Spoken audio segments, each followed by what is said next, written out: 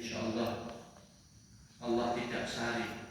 Allah telah melihat apa yang kita lakukan, dan qul in kuntum tuhibbunallaha fattabi'uni. Jika mengaku cinta Allah, maka ikutilah Nabi, dan insyaallah kita sudah menunjukkan salah satu kecintaan kita kepada Allah dengan kita menjalankan salah satu tuntunan Nabi kita Muhammad sallallahu alaihi wasallam, yaitu kita berjamaah sholat gerhana di dini hari pagi hari Senin ini. Salawat dan salam semoga senantiasa Allah limpahkan dan curahkan kepada junjungan kita Nabi Muhammad sallallahu alaihi wasallam.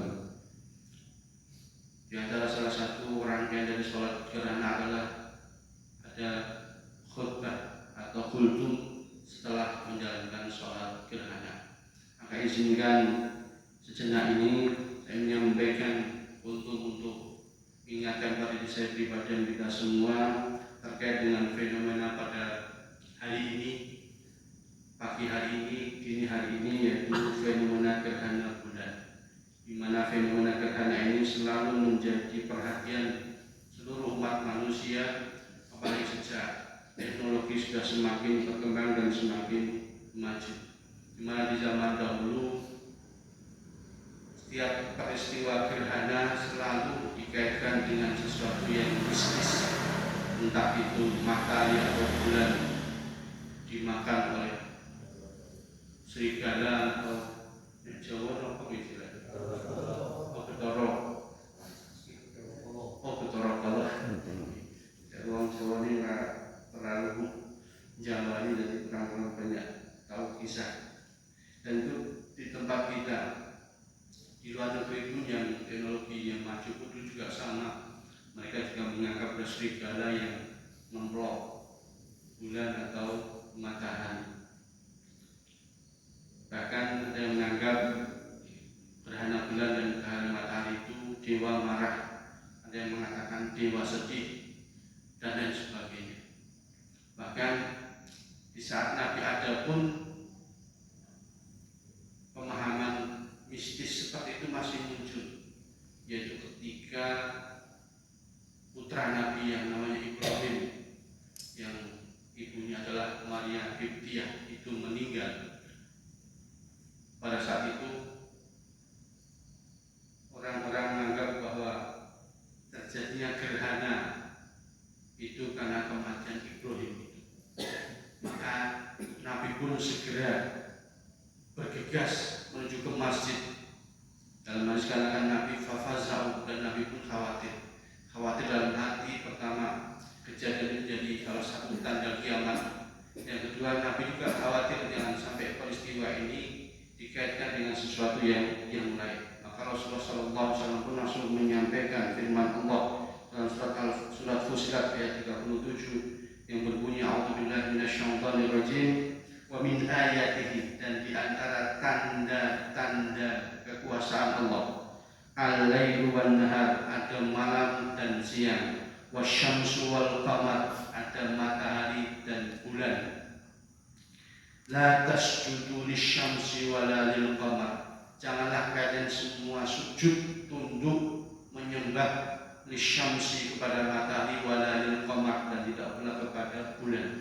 Wasjudu lillahi alladzi khalaqahunna, tapi sujudlah, tunduklah kalian semua lillah, kepada Allah alladzi yang khalaqahunna, dialah yang menciptakan malam dan siang, menciptakan matahari dan bulan. In kuntum iyyahu ta'budun, jika kalian mengaku beriman dan beribadah kepada Allah Subhanahu wa ta'ala. Maka ketika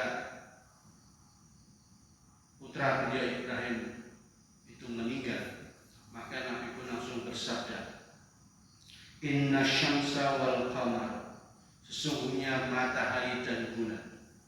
Nabi langsung menyebut sesuai dengan firman Allah tadi, sesungguhnya matahari dan bulan, dua benda langit yang luar biasa, yang dua-duanya itu sangat terkait dengan ibadah kita. Sholat pun juga terkait dengan matahari, dan bulan juga terkait dengan pergantian hari. Bahkan setiap tahun mesti ribut Syawal, bulan Dzulhijjah, bulan Ramadan, bulan dua benda langit ini menjadi tanda kekuasaan dan pengaturan Allah atas alam semesta ini, di mana Allah mulai menekankan pentingnya kedua hal tadi sebagai simbol keagungan Allah dan tatanan jagat raya ini. Maka kita pun juga bisa melihat dan memandang dan merenungi sendiri bagaimana matahari dan bulan yang begitu besar, yang dua-duanya itu sangat mempengaruhi kehidupan kita. Ayatani min ayatillah, yang keduanya itu merupakan tanda-tanda kebesaran Allah Subhanahu wa ta'ala. Karena bukan hanya fenomena biasa, ilmiah, iya, tapi bagi kita sebagai seorang muslim, kita harus juga menyadari dan memahami bahwa fenomena gerhana merupakan ayat atau tanda yang menunjukkan kemahakuasaan Allah dalam mengatur jagat raya ini. Kita pun bisa membayangkan, tidak bisa membayangkan alat apa yang mampu menggeser, menutupi bulan yang begitu besar. Kalau matahari, alat apa yang bisa menutupi matahari? Kalau bukan karena kekuasaan Allah, kita sebagai seorang muslim, mukmin, secara ilmiah iya, itu adalah fenomena alam yang terjadi. Dan kita harus juga menyadari bahwa fenomena itu merupakan kemahakuasaan Allah dalam mengatur matahari dan bulan.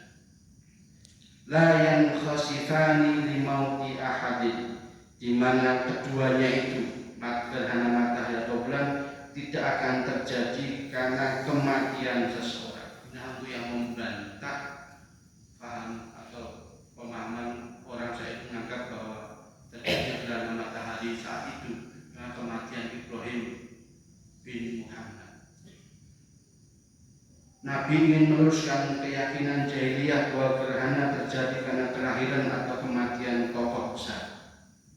Saat itu kan kita sadar bahwa anak laki-laki menjadi sesuatu yang sangat berharga di masa itu.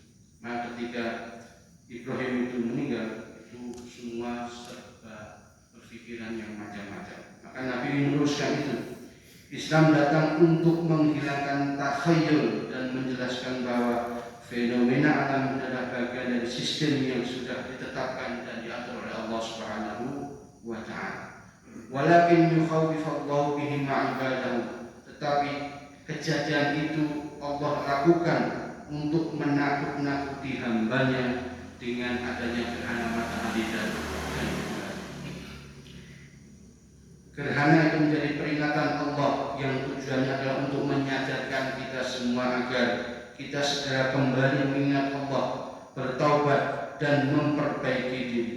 Bukan semata untuk dikagumi, dinikmati, tapi juga sebagai momentum kita untuk merenung dan mengakui segala nikmat dan kesalahan yang telah kita lakukan dan nikmat yang telah diberikan Allah, dan momen kita untuk segera memperbaiki diri.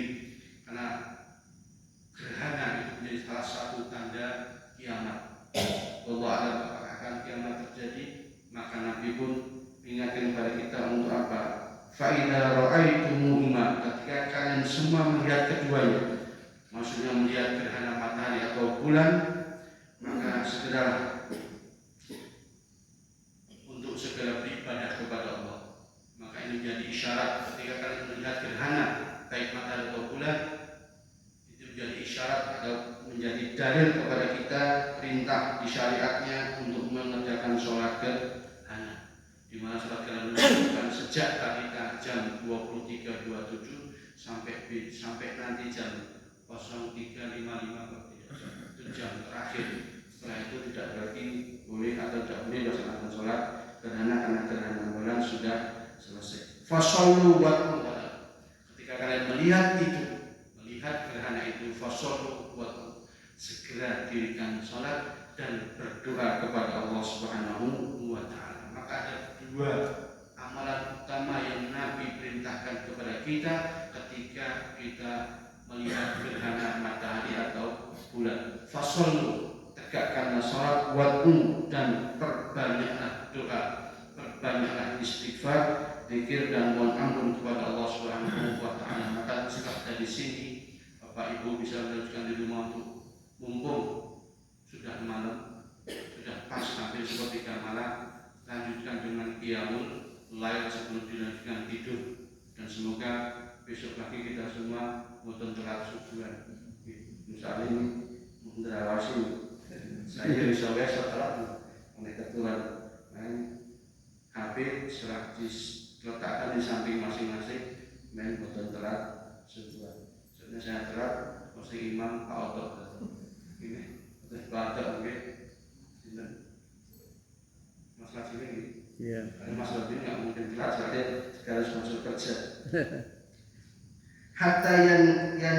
Hatta yakshifa ma bikum, sampai gerhana itu menghilang. Ini juga menjadi dalil bahwa sholat dan doa tadi dilakukan selama gerhana berlangsung dan berhenti ketika gerhana telah selesai. Kepada Ibu rahmatullah, dari hadis Nabi dan ayat tadi dapat kita simpulkan bahwa yang pertama dari pesan akidah yang ini disampaikan Nabi kepada kita bahwa adalah gerhana adalah tanda kekuasaan Allah, bukan karena kematian atau kelahiran orang besar.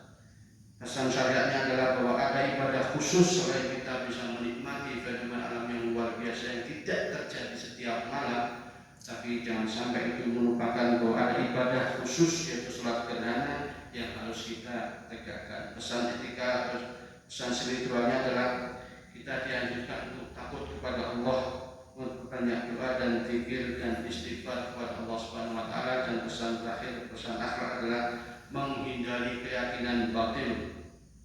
Dalam menghadapi fenomena alam ini, kita harus menghadapinya dengan keimanan, bukan hanya